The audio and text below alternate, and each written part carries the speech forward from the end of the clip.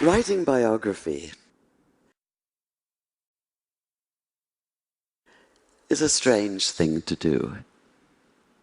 It's a journey into the foreign territory of somebody else's life. A journey, an exploration that can take you places you'd never dreamed of going and still can't quite believe you've been, especially if, like me, you're an agnostic Jew and the life you've been exploring is that of Muhammad. 5 years ago, for instance, I found myself waking each morning in misty Seattle to what I knew was an impossible question. What actually happened one desert night, half the world and almost half of history away? What happened, that is, on the night in the year 610 when Muhammad received the first revelation of the Quran on a mountain just outside Mecca? This is the core mystical moment of Islam. And as such, of course, it defies empirical analysis. Yet the question wouldn't let go of me. I was fully aware that for someone as secular as I am, just asking it could be seen as pure chutzpah. And I plead guilty as charged, because all exploration, physical or intellectual, is inevitably, in some sense, an act of transgression, of crossing boundaries. Still, some boundaries are larger than others. So, a human encountering the divine, as Muslims believe Muhammad did, to the rationalist, this is a matter not of fact, but of wishful fiction. And like all of us, I like to think of myself as rational, which might be why when I looked at the earliest accounts we have of that night, what struck me even more than what happened was what did not happen. Muhammad did not come floating off the mountain as though walking on air. He did not run down shouting, "Hallelujah," and "Bless the Lord." He did not radiate light and joy. There were no choirs of angels, no music of the spheres, no elation, no ecstasy, no golden aura surrounding him, no sense of an absolute foreordained role as the messenger of God. That is, he did none of the things that might make it easy to cry foul, to put down the whole story as a pious fable. Quite the contrary. In his own reported words, he was convinced at first that what had happened couldn't have been real. At best, he thought it had to have been a hallucination, a trick of the eye or the ear perhaps, or his own mind working against him. At worst, possession, and he'd been seized by an evil jinn, a spirit out to deceive him, even to crush the life out of him.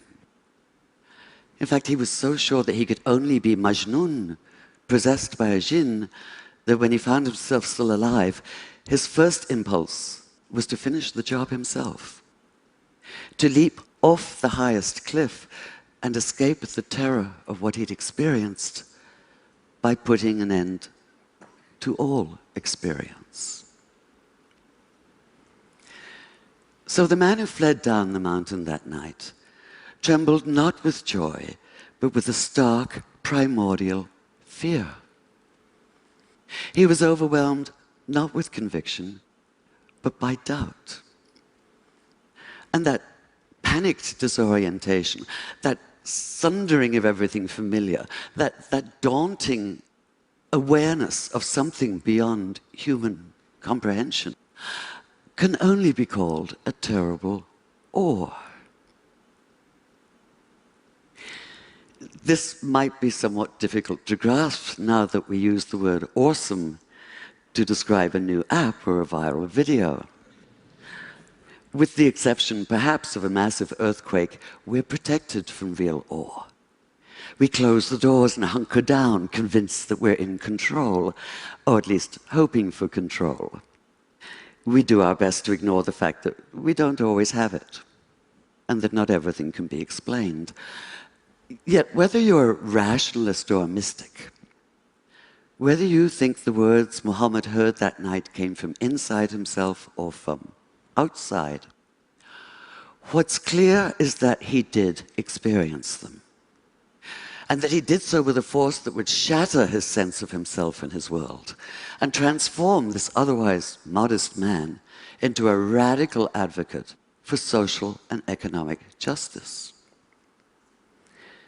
Fear was the only sane response, the only human response. Too human for some, like conservative Muslim theologians who maintain that the account of his wanting to kill himself shouldn't even be mentioned, despite the fact that it's in the earliest Islamic biographies. They insist that he never doubted for even a single moment, let alone despair. Demanding perfection, they refuse to tolerate human imperfection. Yet what exactly is imperfect about doubt? As I read those early accounts, I realized it was precisely Muhammad's doubt that brought him alive for me, that allowed me to begin to see him in full, to accord him the integrity of reality. And the more I thought about it, the more it made sense that he doubted, because doubt is essential to faith. If this seems a startling idea at first, consider that doubt, as Graham Greene once put it, is the heart of the matter. Abolish all doubt, and what's left is not faith, but absolute, heartless conviction. You're certain that you possess the truth, inevitably offered with an implied uppercase T, and this certainty quickly devolves into dogmatism and righteousness, by which I mean a demonstrative, overweening pride in being so very right. In short, the arrogance of fundamentalism. It has to be one of the multiple ironies of history that a favorite expletive of Muslim fundamentalists is the same one once used by the Christian fundamentalists known as crusaders. Infidel, from the Latin for faithless.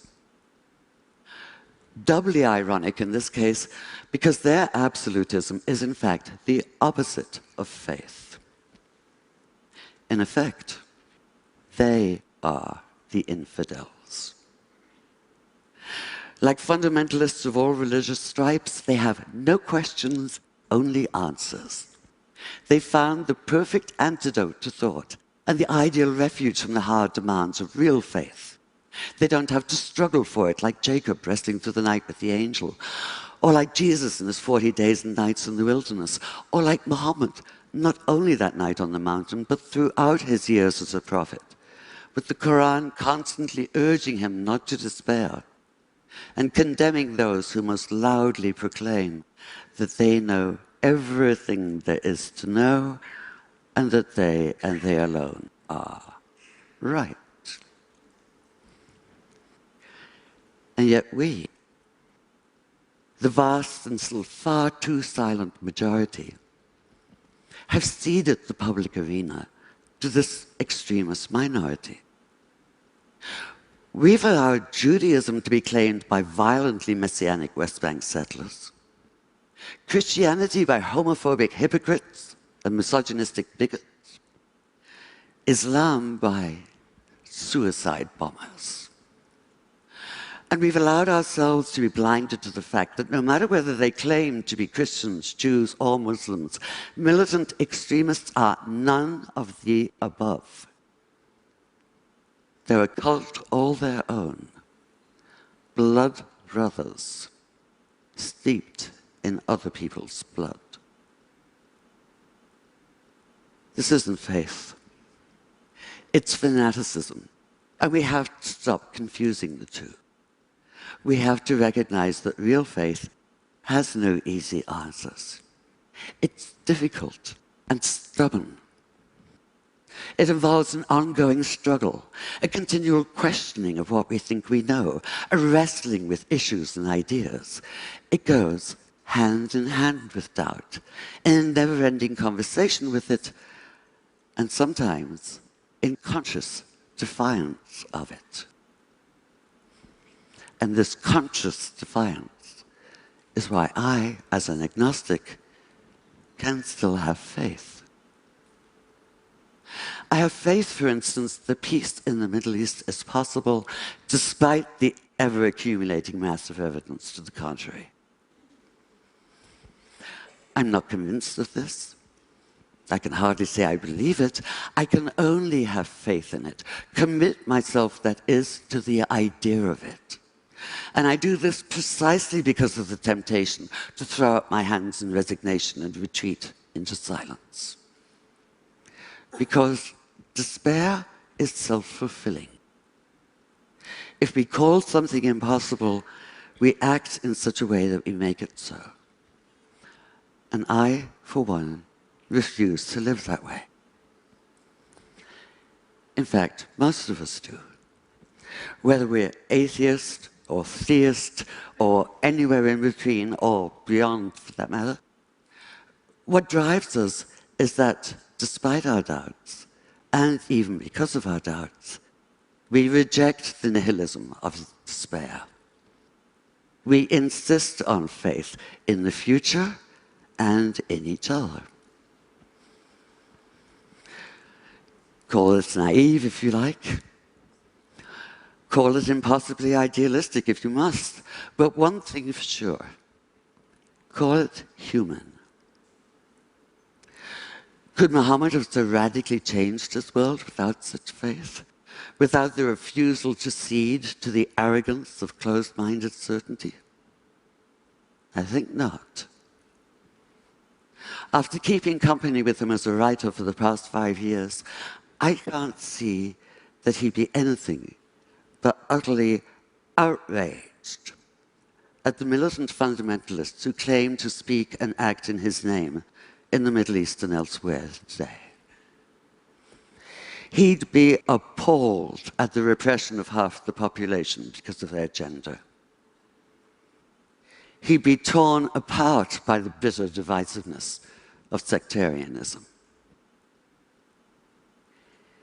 He'd call out terrorism for what it is, not only criminal, but an obscene travesty of everything he believed in and struggled for. He'd say what the Quran says: anyone who takes the life of all humanity. Anyone who saves the life of all humanity. And he'd commit himself fully to the hard and thorny process of making peace. Thank you.